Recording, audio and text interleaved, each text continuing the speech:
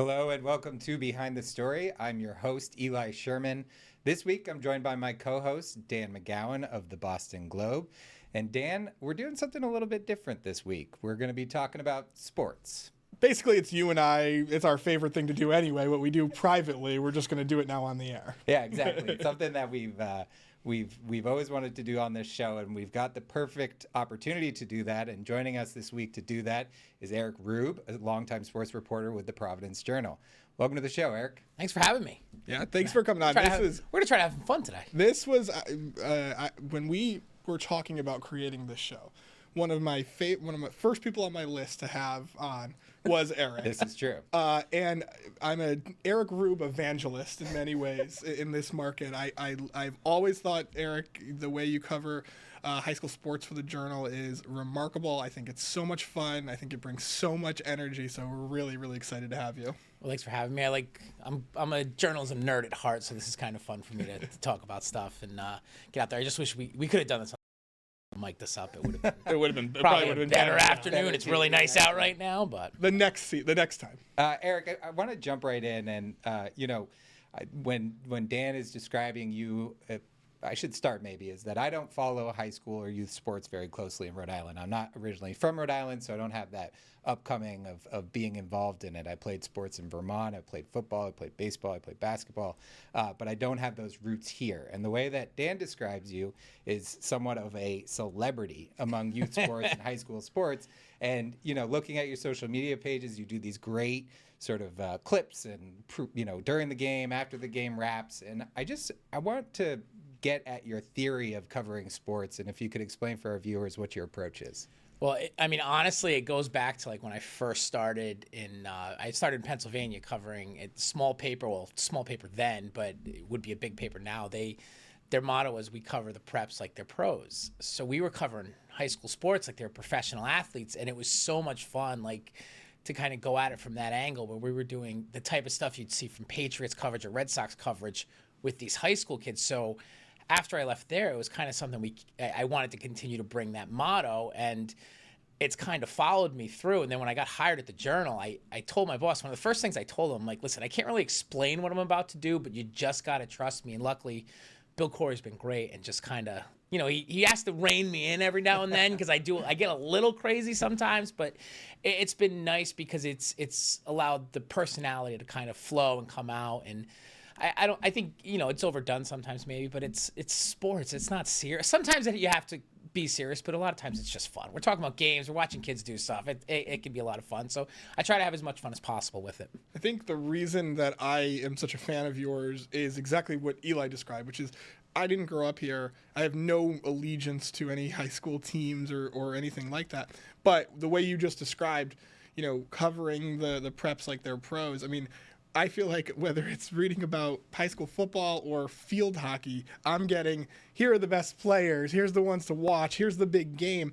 And that's not traditionally how high school sports gets covered. I know you've taken some heat from this in some ways from kind of the older guard of sports journalists, because people, have this strong feeling that you're only supposed to do, the game coverage and then maybe the feel-good stories, profiles about players. But you really do break it down in terms of here are the best teams, and sometimes you're even critical of teams, right?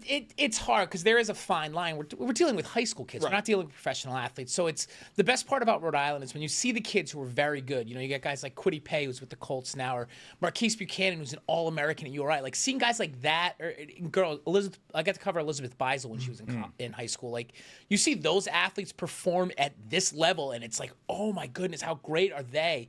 But there are levels to all this, and you have to be cautious when you are covering. Some of the kids are just going to play in high school, and they're going to have fun with it. But for me, I don't think there's any reason to treat them any differently than we are those big athletes. So if kids mess up all the time, I was an all-time choke artist in high school sports. Some of my worst performances were in the biggest moments, but we try not to focus on that. It's focusing on who's doing well and what's doing well, and yeah, sometimes the kids are making mistakes. We won't be critical of the kids. That's the biggest thing. You can't critique these kids because they're kids. They're having fun. But I think the thing that everyone's enjoyed in the state is that we are being serious about it. It's the conversations you see me have on social media, or you see us write about it in the Providence Journal.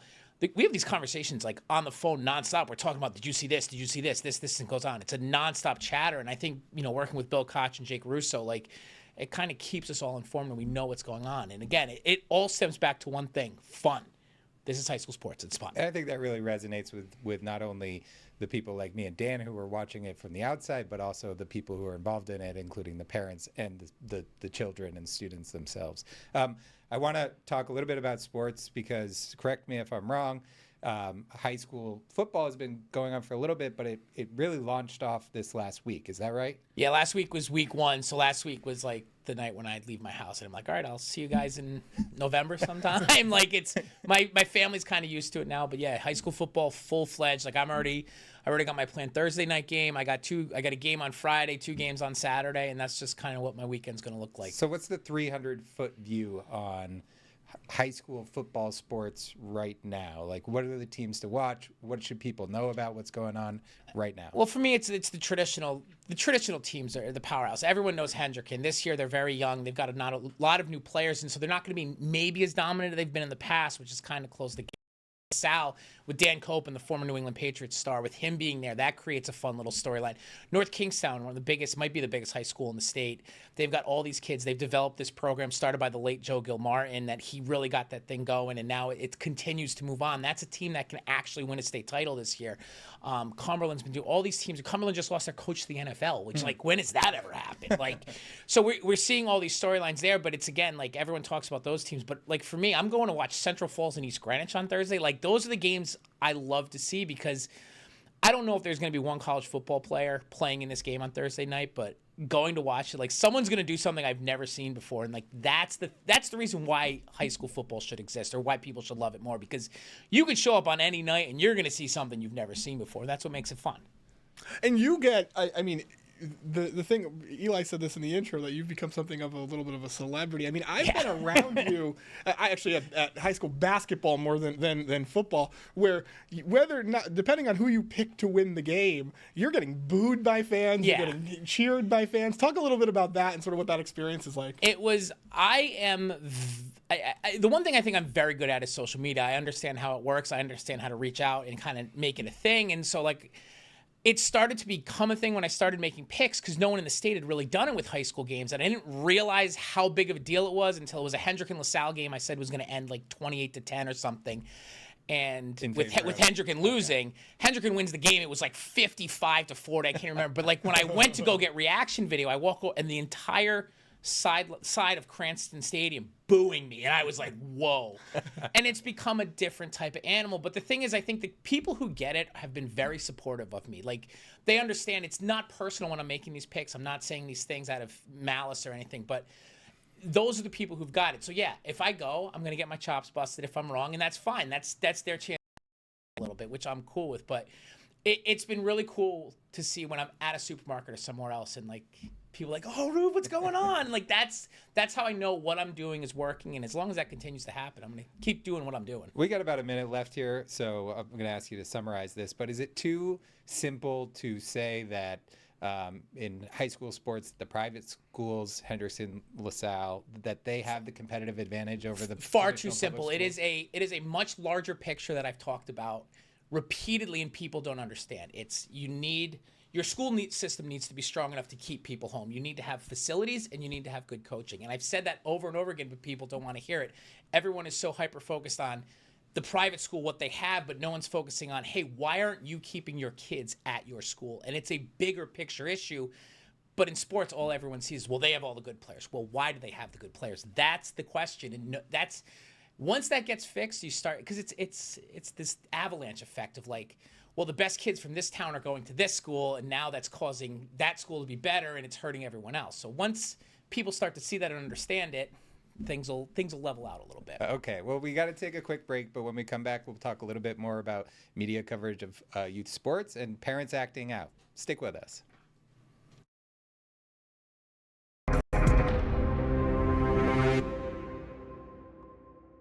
Welcome back to Behind the Story. I'm Eli Sherman. I'm here with my co-host, Dan McGowan of the Boston Globe. Our guest this week is Eric Rueb, sports reporter with the Providence Journal. Eric, I want to dive right back into youth sports and talk a little bit about some of the issues facing youth sports by and large right now. And I guess I'll just ask you right off the top, what do you think is the biggest issue facing youth sports in Rhode Island? I mean, for me, and having seen it, going through it with my own kids right now, I think there's a hyper focus, especially at the youth level, of let's win a trophy.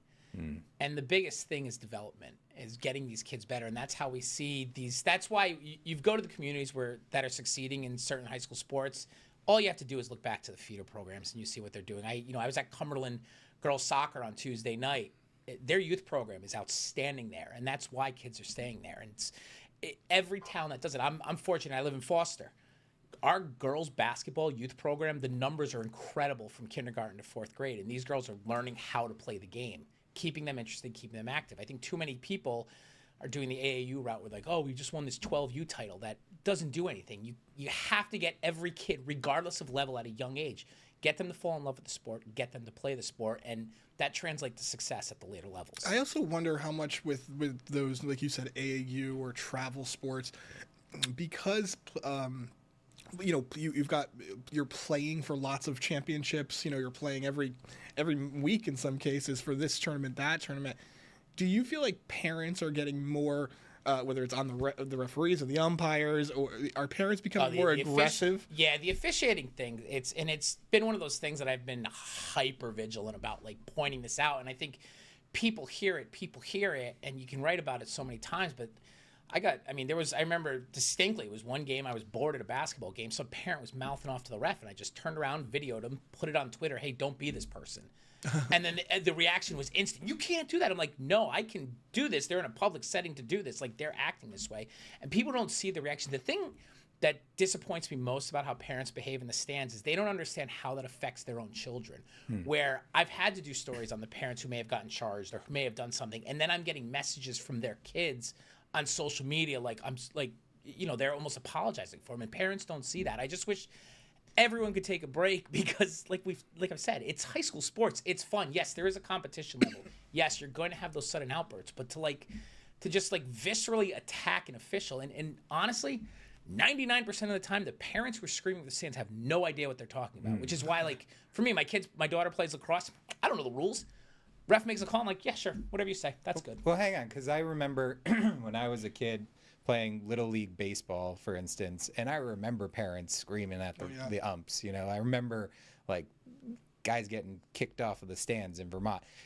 Remember the old, does that kid have a driver's license, was always the Little League thing. in your time covering sports, would you say that it's gotten worse, or is it pretty consistent? I think it's the same as it's always been, Okay. but now, because we're in this social media era where things are just people know about it. Now when it happens, people find out about it quicker. It's more noticeable. And then when people are doing it in larger public settings, this is happening at championship games. There's cameras everywhere. They're showing the game on TV or on the internet, and people just think it's still okay to behave in public like that. And for me, I've covered sports for so long. I watch my kids with no emotion, which is probably sometimes a bad thing, but I don't understand how people think that behavior is okay. And they're like, oh, it's just part of the game. It's not. Being a jerk is never a part of the game, and that's the thing that makes me so angry, because I'm happy when parents get kicked out because they deserve it, but it's the kids that I feel bad for, because they don't realize how they're affecting their kids' lives going forward. I have one last question on this. Can you contextualize how often you see, let's call it a parent outburst? It could be on any level, but is this every game? It's not every game. And again, there are emotional outbursts that are going to happen if you see something where you're going to be like, oh, come on. That's perfectly all right. But it's when that evolves into the constant berating of official or constant yelling at a coach. And honestly, I think a lot of it stems back to the athletic directors, where they need to take control. And I look at some schools where I know when I go to see that school that athletic director has everything under control. Like, one of my favorite guys in the state is Terry Lynch at South Kingstown. I've seen him give glances at stands, and whatever behavior was going on stops, because everyone respects him and knows that he's taking control of the situation. He won't let things happen. In other places, maybe it's not so as much. And I think that's it. There needs to be more accountability on the academic side, where we need to have a zero tolerance. People need to start being made an example of, but no one wants to do that, because then there's usually blowback from that at some point. And that's where it can be a tricky situation. So what I'm doing, if I'm helping in the situation at all, okay, that's fine. That's not my purpose, but it's more to let people know that this happens, this continues to happen, and there needs to be a more concerted effort by everyone, schools, parents, teachers, administrators, the Interscholastic League, to make it stop. All right, I want to switch to a little bit of a lighter note now, and Eric, it feels like you're everywhere at every sport of any different kind. Do you have a favorite sport you like to cover? Well, the answer is always going to be football. It's just the way it is, but it's weird because it's very seasonal for me. Like, one of the sports I've sneaky enjoyed covering these last few years is field hockey. I don't know the rules. I don't know. I barely know what's going on. I don't understand strategies, but like watching it when it's well played is so much fun. And I was blessed enough to cover North Kingstown and East Greenwich when they had Deb McMullen, Julie McGuire, two of the greatest coaches the sport's ever had. Like, watching that rivalry, now Moses Brown with the way they play, it's so much fun to watch it when it's played well. But that's the thing. Some of these sports, like, last night I was at a soccer game. It's so much fun to watch that being played. It really goes seasonal, but football will always be like, there's something special about Friday night football that the other sports can't quite match. It feels like the other part of it too, though, is if there's like you mentioned Elizabeth Beisel, right? If you have a tremendous swimmer, if there's a tremendous athlete, you'll go see them no matter. Yeah, like watching Lisa Ray, and for those who don't know, West Warwick, she was a student at West Warwick. She's quite literally the fastest girl in the country, and to watch her run was like, your brain can't comprehend how she's that far ahead of all of her competitors. And you're watching a girl and like processing it. You're like, she's going to be she's literally like, she's got a chance to be in the Olympics in 4 years or whenever the next Olympics is, which is mind boggling. But you see that and you're like, wow, that's what that looks like. And it's so much fun. It's how I think of Eli Sherman writing. Actually. It's when I watch it. You're flattering. We got about 30 seconds before we got to take a break, Eric, but you have launched a new show on our 12 plus TV app called The Blitz Breakdown. Can you give us just a brief summary of what that is and what people can expect from that show? Yeah, I do the Friday Night Blitz every night. Give a quick little commentary there, but this is more of an expanded version. We're going to talk about the big games from the week before. We're going to get into the big game for the upcoming week, and then I'm making JP Smallins make picks with me every week. So it should be fun. We're going to kind of figure it out as we go, but so far, one episode in, we're having a good time. Amazing. Welcome to the family. Okay, so we have to take another short break. For anyone who cares about sports or is interested in any youth sports in Rhode Island, they must follow Eric Rueb of the Providence Journal. Eric, thank you so much for joining us today. Thanks for having me, guys. All right, when we come back, the stories we wish we wrote. Stick with us.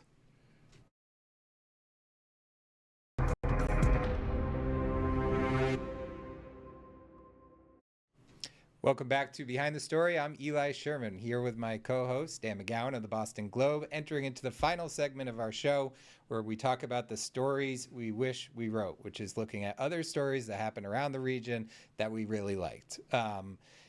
Dan, I'd like you to start because you have a great one out of Pawtucket. Yeah, we should call these stories we wish we wrote or stories we're going to steal. But our friend Ethan Shorey, who's been on the show before from the Valley Breeze, had a really interesting story that kind of flew under the radar, I thought, last week about the interim superintendent in Pawtucket. Yeah, this is a wild one. Who allegedly, or very clearly, but allegedly, I guess we'll say, plagiarized or stole the welcome remarks of a superintendent in Pennsylvania. Now, he used to work in that district. Right. But of all things to steal a message from rather than have ChatGPT write it or just, do it yourself, it looked pretty bad. And the folks in Pennsylvania were very upset about this. They contacted, council members. They contacted the media, apparently.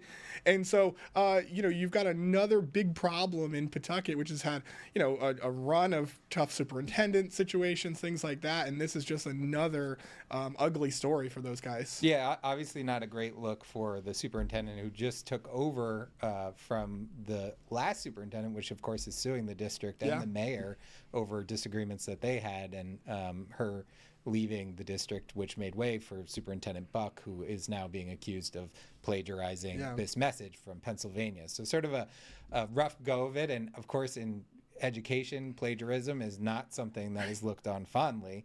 Well, that's what's so surprising. I mean, if you look, one other thing about Ethan's story was the school board president, Mr. Reyes, Omar Reyes, who's a really smart guy, really talented guy, was almost offensive about it and sort of was dismissive of this complaint. And I think what you just said is exactly right. If you're stealing and plagiarizing welcoming remarks, what else are you stealing and plagiarizing from? It's usually not the first time if you're doing it for that small of a task. Right. And your welcoming message is your forced message, of course, to a lot of students and families. Absolutely. Not the right foot you want to get off on is having someone in another state accusing you of stealing. Yeah. Great story. Ethan, as usual, does a great job covering Pawtucket and beyond.